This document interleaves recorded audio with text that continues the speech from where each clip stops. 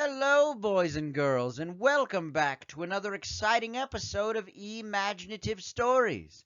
My name is Eric, and today I will be reading you The Berenstain Bears, Welcome to Bear Country by Mike Berenstain. Whoever you are, wherever you're from, you're welcome to Bear Country. Glad you could come. A special guest was staying with the Bear family in their treehouse home down a sunny dirt road deep in Bear Country. It was their cousin Tex, who lived on a ranch way out west. "It's the finest ranch you've ever seen," he said, "from the Rio Grande to Abilene." Cousin Tex had never been to Bear Country. He was eager to see all the sights. "We'll ask Ma Honeypot to show you around," said Papa. "Good idea," agreed Mama. "The mayor knows everything there is to know about Bear Country." So the family took Cousin Tex down to Town Hall. "Welcome to Bear Country," said Mr. Mayor, shaking Tex's hand. "Howdy," said Tex.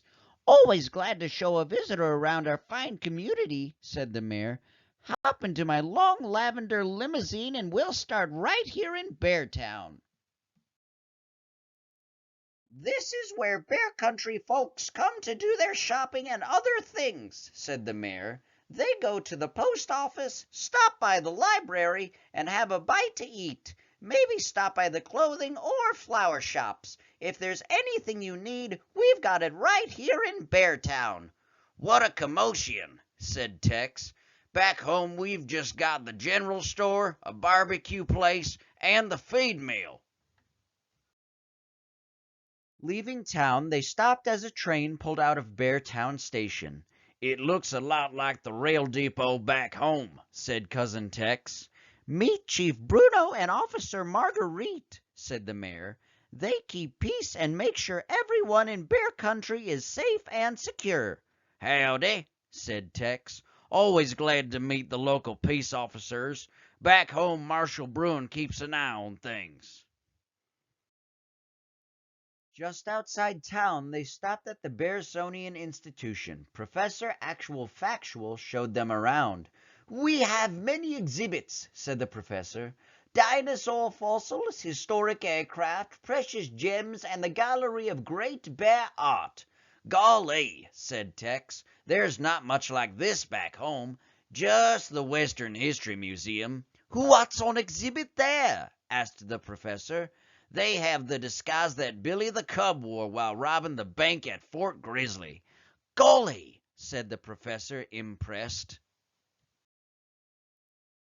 "Here's another impressive Bear Country sight," said the mayor as they drove on. "Squire Grizzly's mansion." "My stars," said Tex.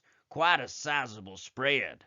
Squire and Lady Grizzly greeted them and showed them into a hall hung with paintings. "These are portraits of my ancestors," said Squire Grizzly proudly. "Land sakes," said Tex. "This feller here looks like my great Uncle Zeke, who wrestled a mountain lion and tied its tail into a necktie." "My stars," said Lady Grizzly. "In the valley just beyond Grizzly Hall," said Mayor Honeypot, "we find the classic scene of Bear Country peace and plenty, the rolling hills and fields of Farmer Ben's farm." "And there's our treehouse just beyond," said Sister, pointing. "It certainly is a pretty picture," said Tex. "Reminds me of my own ranch land back home. We have a few more cows, of course."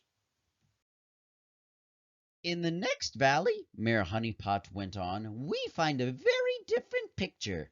They drove into deep, dark woods.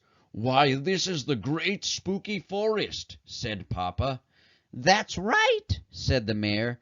"The home of The old spooky tree. Spooky tree. they all said, shivering. Said Cousin Tex with a yawn. "Pretty spooky. A little like the vast haunted desert back home, but not as scary." "Another spooky Bear Country spot is Giant Bat Cave," said Mayor Honeypot, parking at the cave entrance, he lit a torch and led them in. Huge rock formations loomed up. "These are stalactites and stalagmites," said the mayor. "Which are which?" asked Brother. "Tights are on the top, mites are on the bottom," explained the mayor. Suddenly a cloud of bats flew out. "Yo!" cried Papa, heading for the exit. He didn't care for bats. "This makes me think of the old cliff dwellings back home," said Cousin Tex. "Plenty of bats there, mighty big ones." "Now we come to one of the grandest sights in all Bear Country," said Mayor Honeypot. "Great Grizzly Gorge. Have you ever seen anything so spectacular?" "Truth to tell," said Cousin Tex, "I have." "I've saved the most truly spectacular thing in all Bear Country for last," said the mayor. "Our national treasure, the old honey tree." They gazed at the thick, twisty old tree. Bees buzzed around.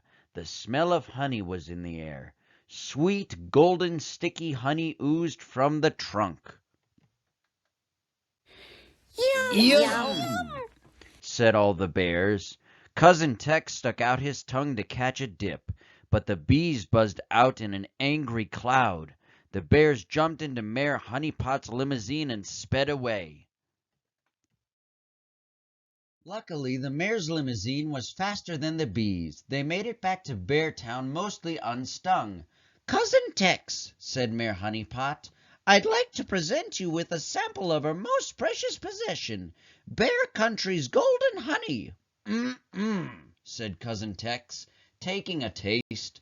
"There's nothing back home that can hold a candle to this. But you know," he added, "be it ever so humble, there's no place like home." "How true," said the mayor, "and you are very welcome in our home any time." Yes! His cousins told him. Welcome to Bear Country! "Thank you kindly," said Cousin Tex. The end.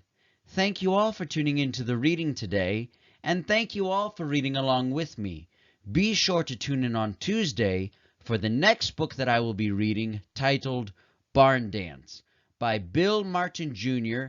and John Archambault, and illustrated by Ted Rand. Until then, keep using your imaginations, and be sure to like and subscribe to my channel. Thank you.